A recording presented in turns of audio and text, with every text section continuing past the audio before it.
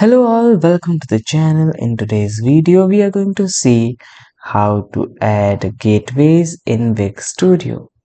First, you need to open your Wix Studio's website. Then you have to go to this option of getting paid on your left. Then in that, you have to select the option of connect and setup. Click on connect and setup and you'll be directed to this page where you have to select this connect and payment method, where you will see different options here. From here you need to select any one of the payment method. For now I'm going with PayPal.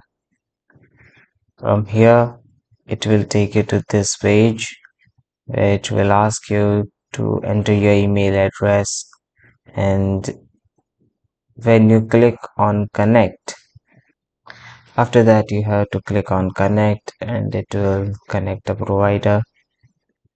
As you can see, I have already connected PayPal, but you can use Razorpay or AirPay or EaseBuzz, whichever payment option you feel free.